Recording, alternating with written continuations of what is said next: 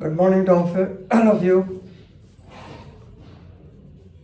Recently, the Honorable Supreme Court of India, single judge bench presided by Justice Dinesh Maheshwari, while disposing the case of Vellanki Frameworks Private Limited, Visakhapatnam versus the Commercial Tax Officer, Visakhapatnam on 13/1/2021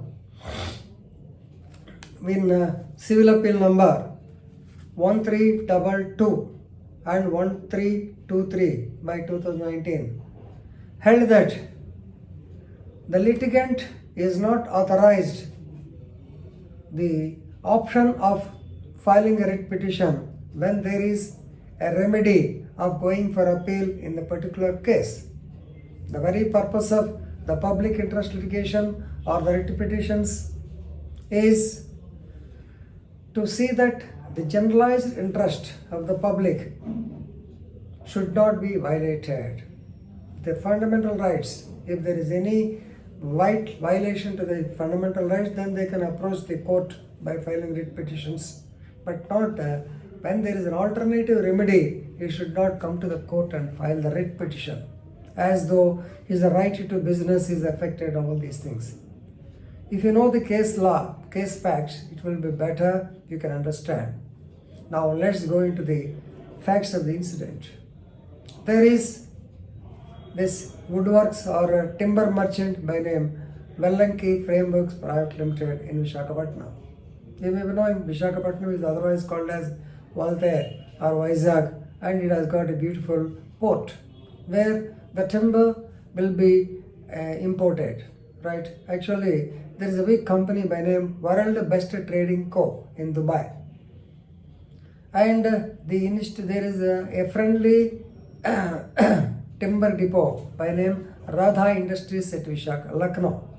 So Radha Industries businessman, he approached our Vellanki man that he wanted some good quality of timber. He wanted to import timber logs, right? But he doesn't have the facility. Radha Industries doesn't have the facility. But Vellanki Frameworks, they have got a beautiful facility in Visakhapatnam.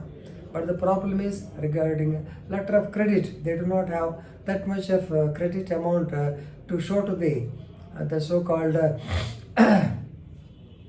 Delhi World Best Trading Co. Dubai.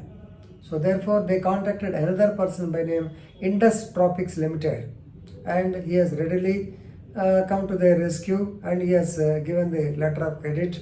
So ultimately, the agreement between them is that in the name of Vellanki Frameworks, the items will be purchased from the World Best Trading Co. on the letter of credit given by Indus Tropics Limited. Then they will be transferred to Radha Industries. Please remember, 4 parties are involved.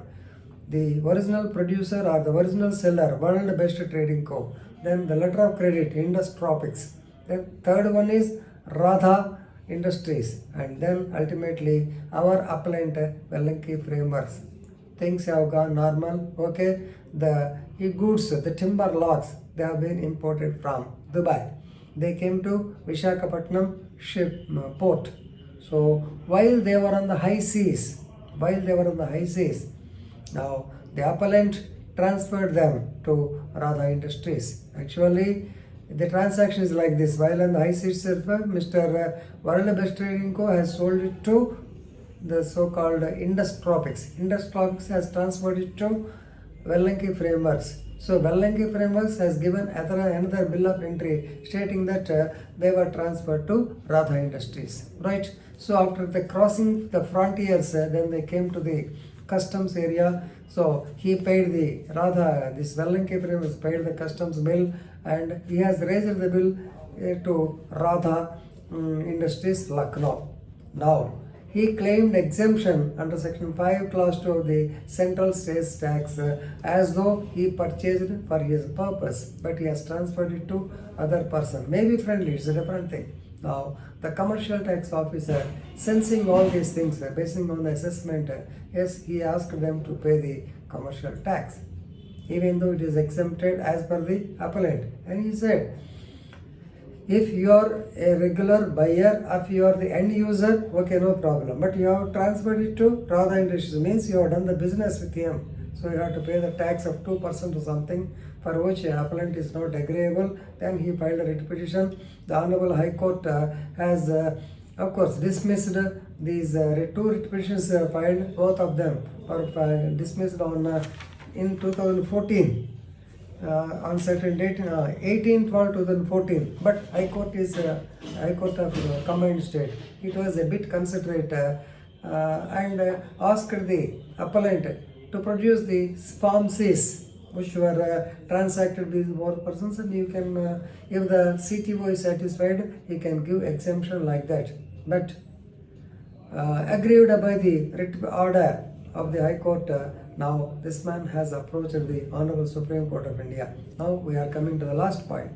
The Honorable Supreme Court of India, while agreeing with the Honorable High Court of AP and Telangana, held that the litigant, he should not utilize the chance of WP, they utilize the chance of writ petitions before drying up the original sources. That is actually what he is supposed to do when he was assessing the tax. Then if he is not agreeable, he has to go to the tax tribunal, because you can't go to the civil court, you all know it is not a civil matter. So when the tax tribunal is there, they should approach the tax tribunal, but not directly come into the court and wasting the time of the honorable court.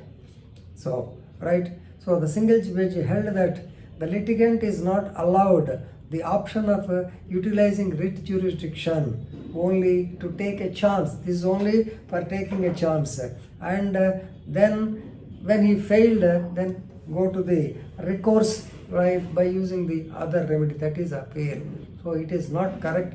He has clearly emphasized on this point. So why I am making this video, friends, please remember that writ petitions to be filed only when necessary, when your rights are violated, or public interest litigation. That's all, not for this. When there is a separate forum, when there is a tax tribunal, you should go to the tax tribunal, but not coming to the High Court or Supreme Court and wasting the time of the court. Ultimately, the result is, yes, the contention of the appellant is not allowed, and he is supposed to pay the so-called tax of 2% to the CTO.